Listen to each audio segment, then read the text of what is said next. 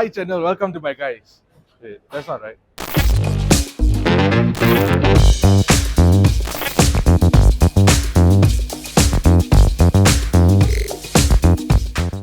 So we all know that BYD has been a key player in our EV market here in Malaysia, and they have been quite strong with the Atto 3, the Dolphin, the Seal, and the M6, which we shall not talk about.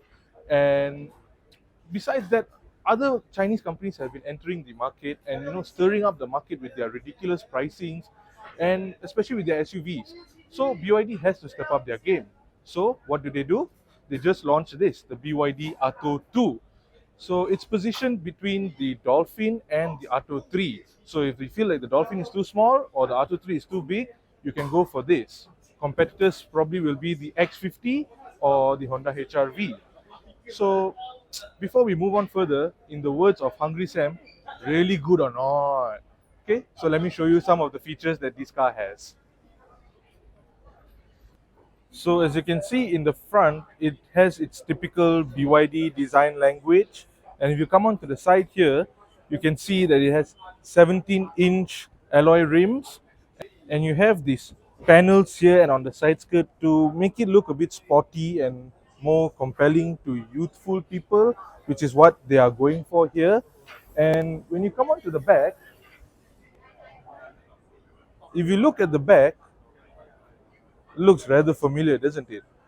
Okay, that's because it has, just like the Dolphin, it has these nice lights here, LED light bar, the usual which most EVs have nowadays. So an EV is not complete without that. And the overall look is very sporty at the back with this spoiler. And yeah, to us it looks all right. It's very simple. Nothing is overdone. Looks like a typical EV back. So the inside of the car is very simple, very basic.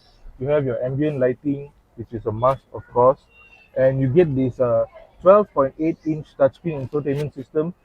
And now, I don't want to do some brochure reading here, but just to point out something, which we have seen other EV SUVs do, which are proper physical buttons for your necessary stuff. Like your air conditioning, your volume. Well, the volume control is here, which is a good addition.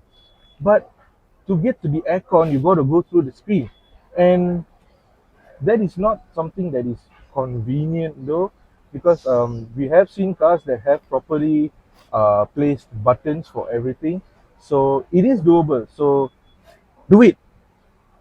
But besides that, obviously it comes with something that should be standard in all cars by now, which we've been saying, which is Apple CarPlay and Android Auto. So and it's wireless, so it's a plus. These kind of things they're not a want, it's a need, it's a necessity. We cannot breathe without them. So it's good that it comes with this, and with this price point, which is 100,000 ringgit, you get these kind of features, which is good. And you even get powered passenger seats. So please tell me, which other car below 100,000 ringgit, an EV, or 100,000 ringgit, gives you powered passenger seats? And here's the thing, you get two cup holders here, you get wireless charging here, you can even put a phone here, there's storage space here, which goes really deep. And with this driver position that I'm seated at right now, we want to see whether there is space at the back. For a big guy like me, is it convenient for me to sit at the back with this kind of setting, driver seat setting? Let's go find out. So as you can see, there is enough space. I do have leg room. I do have plenty of headroom here. And yeah, it's pretty comfortable at the back here for me. Maybe you can sit two people, maybe the third person smaller can sit in the middle. You get this here, you get cup holders, rear aircon. There's only one vent, by the way. If you look, there's only one vent, but you get charging ports too, and these sporty seats. But yeah, overall it's pretty comfortable. Oh, you also get isofix points here and there. Yeah, overall it's pretty comfortable at the back here. So for 100,000 ringgit, there's only so much that they can give you. They gave us a powered passenger seat, but the trunk is not powered. You have to open it manually. Yeah. So without the rear seats folded, you get about 400 liters of storage space. But if you fold them, you get 1,320. And no, I'm not going to fit myself in here to prove you that there's a lot of space. As you can see, there is a lot of space. And you get some storage space at the bottom here too. And you have to close it also. Gotta manually close it. Can't remember the last time I manually closed the trunk, but this is what you get for 100,000 ringgit. So in terms of power, it has a 174 horsepower motor or 134 kilowatt motor with 290 newton meters of torque. It does 0 to 100 in 7.9 seconds. Now to us, for an SUV, it's not bad because you're buying a compact SUV, maybe for your family, small family, SUVs don't have to have that much power. It still has 290 newton meters of torque, which gives you that oomph that EVs give you. But I feel like the weight ratio to power is just fine. You don't need something more powerful than that. So to me, this has just enough power for a compact SUV.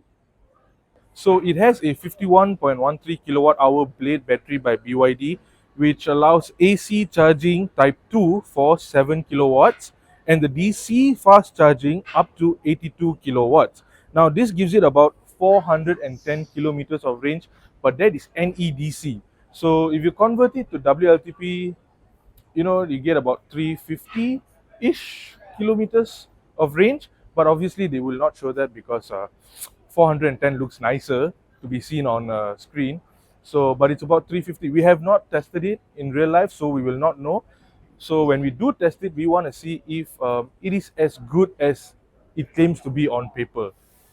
Now, safety-wise, it comes with ADAS 2.0, which basically means you get everything from lane keeping, cruise control, traffic jam alert warning, the whole bells and whistles. But another thing is this car, for a compact SUV with a smaller battery, you still have vehicle to load function, which means you can basically use it as a power bank, which is a good additional feature that it has. So, with all these features, do you think this can outsell its competitors, or will it do better than them? Will people buy it? But for 100,000, maybe they might. And would you choose this over its competitors? So we'll leave it up to you, the consumers, to give us the answer below.